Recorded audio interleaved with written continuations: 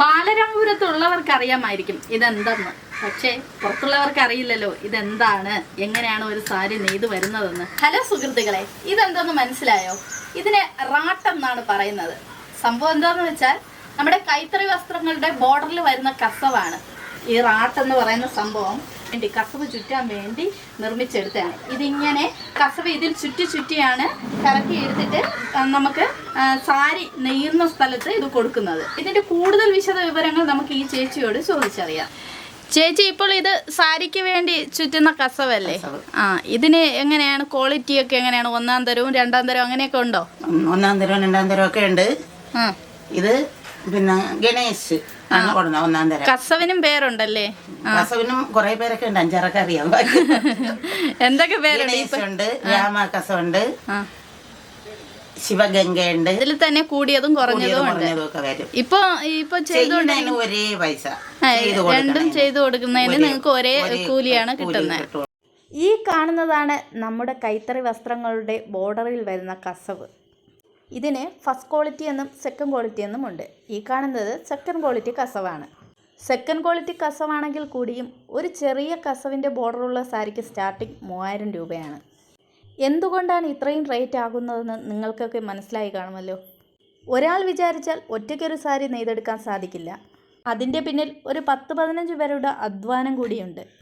വളരെ തുച്ഛമായ വേതനമാണ് അവർക്ക് ഈ തൊഴിലിൽ നിന്നും ലഭിക്കുന്നത്. അതുകൊണ്ടാണ് പുതുതലമുറക്കാർ ഈ തൊഴിൽ മേഖലയിലോട്ട് കടന്നു വരാത്തത്. ഇന്ന് ഈ തൊഴിൽ ചെയ്യുന്നത് വളരെ ചുരുക്കം പേരാണ്. കൈത്തറി വസ്ത്രങ്ങളുടെ ഉൽപ്പാദനവും ഇപ്പോൾ കുറവാണ്. പവർലൂം വസ്ത്രങ്ങൾ വന്നതോടെ കൈത്തറി മേഖല വളരെ പ്രതിസന്ധിയിലായി. പലരും ഫസ്റ്റ് ക്വാളിറ്റിയും സെക്കൻഡ് ക്വാളിറ്റിയും തിരിച്ചറിയാതെയായിരിക്കും സാരികൾ വാങ്ങുന്നത്. വളരെ വില കുറച്ചിൽ കിട്ടുന്ന സാരികൾ മിക്കതും പവർലൂം സാരികളായിരിക്കും. ഈ കാണുന്നത് സെക്കൻഡ് ക്വാളിറ്റി കസവാണ്. ഫസ്റ്റ് ക്വാളിറ്റി കസവൊന്നും ഇപ്പോൾ ആരും ചെയ്യുന്നില്ല. അത് നല്ല എക്സ്പെൻസ് ആയതുകൊണ്ട് ഇപ്പോൾ ഫസ്റ്റ് ക്വാളിറ്റി ചെയ്യുന്നത് കുറവാണ്. ഈ സെക്കൻഡ് ക്വാളിറ്റി കസവിന് പോലും നല്ല വിലയുണ്ട്. ഇതിൻ്റെ ഫസ്റ്റ് ക്വാളിറ്റി ആണെങ്കിൽ ഗോൾഡിൻ്റെ വിലയാണ് വരുന്നത്. കൈത്തറി വസ്ത്രങ്ങൾ നെയ്തെടുക്കുന്ന പല വീടുകളും ഇന്ന് ബാലരാമപുരത്തുണ്ട്. അവിടെ പോയാൽ നേരിട്ട് നമുക്ക് നല്ല കൈത്തറി വസ്ത്രങ്ങൾ വാങ്ങാൻ സാധിക്കും. ഇതിപ്പോ 2 കളറിലുള്ള കസവാണല്ലോ ചുറ്റുന്നത്. 2 കളറിൽ അല്ലേ? ഒരു കോപ്പർ കളറും പിന്നെ ഒന്ന് ഗോൾഡൻ കളറും അല്ലേ? അപ്പൊ ഇത് സാരിക്കാണോ മുണ്ടിനാണോ ചെയ്യുന്നത്? സാരിക്കാണോ അല്ലേ? ഇപ്പൊ ഓണമൊക്കെ വരുന്നല്ലേ, നല്ല തിരക്കായിരിക്കുമല്ലോ. അപ്പൊ അതെ, സാരി ആകുന്നതിന് എത്ര പേരുടെ ശ്രമമാണ്? അപ്പൊ 15 പേരെങ്കിലും വേണ്ടി വരും. 15 പേരെങ്കിലും ശ്രമിച്ചാലേ ഒരു സാരിയായി വരൂ. അതിൽ പല ജോലിയും ഉണ്ട്. ഇതുപോലെ ഇത് റാട്ടിന്റെ ജോലി, അതുപോലെ നൂല് ചുറ്റുന്ന ജോലി. ആശാരിമാരാണ് ഇത് ചെയ്യണത്. ഇതിന്റെ ജോലിക്കാരുണ്ട്. ഈ സാധനം ചെയ്യണ ജോലിക്കാരുണ്ട്. അവര് ചെയ്താലേ ഇത് റെഡി ആവുള്ളൂ. ഇതൊക്കെ പെട്ടെന്ന് ആർക്കും പഠിക്കാൻ പറ്റുന്ന ഒരു തൊഴിലല്ല അല്ലേ? ഇതൊക്കെ പരിചയ സമ്പന്നരായിട്ടുള്ളവർക്ക് ഇത് പറ്റുള്ളൂ. പെട്ടെന്നൊന്നും ചിലപ്പോ മനസ്സിലാവൂല ആർക്കും. നമ്മൾ കൊച്ചിലേ ചെയ്ത് വീട്ടില് അമ്മയൊക്കെ ചെയ്യുന്നത് കൊണ്ട് നമ്മളങ്ങ് നിങ്ങളെല്ലാവരും പാരമ്പര്യമായിട്ട് പഠിച്ച ഒരു തൊഴിലാണ്.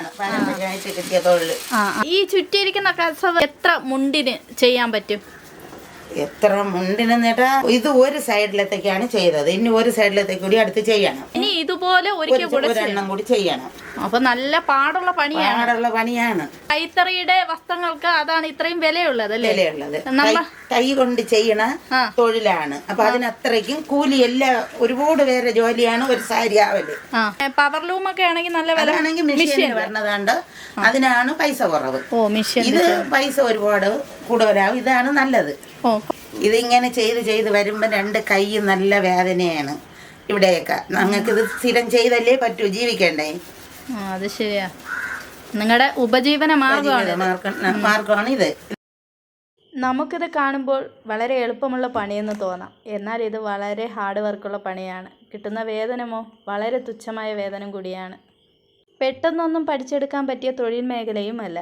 കുട്ടിക്കാലം മുതലേ അച്ഛനും അമ്മയും ഈ തൊഴിൽ ചെയ്യുന്നത് കണ്ടിട്ട് ആ മേഖലയിലോട്ട് വന്നതാണ് ഈ ചേച്ചി. 40 വർഷത്തോളം ഈ തൊഴിൽ മേഖലയിൽ എക്സ്പീരിയൻസുമുണ്ട്. എൻ്റെ വീട്ടിലുൾപ്പെടെ കൈത്തറികൾ ഉണ്ടായിരുന്നു കേട്ടോ. എൻ്റെ കുഞ്ഞിൽ ഒരു 5-6 കൈത്തറികൾ എൻ്റെ വീട്ടിലും ഉണ്ടായിരുന്നു. ഇന്ന് അതൊക്കെ നശിച്ചു പോയിരിക്കുന്നു. കാരണം അതുപോലെയുള്ള കൂലി അവർക്ക് കിട്ടുന്നില്ല. ഇന്ന് ഈ മേഖല വളരെ ദുരിതത്തിലാണ്. ചുരുക്കം ചില വീടുകളിൽ മാത്രമേ ഇപ്പോൾ ഇവിടെ ഇങ്ങനെ കൈത്തറി വസ്ത്രങ്ങൾ നെയ്യുന്നുള്ളൂ. ഇനി ഈ ഹാൻഡ്ലൂം സാരികൾ ഏത് വീട്ടിൽ നിന്നാണ് നമുക്ക് വാങ്ങാൻ സാധിക്കുന്നതെന്നും സെറ്റുമുണ്ടിൻ്റെയും സാരിയുടെയൊക്കെ ഒരു കളക്ഷൻ അടുത്ത വീഡിയോയിൽ തന്നെ നമ്മൾ കാണിക്കുന്നതായിരിക്കും.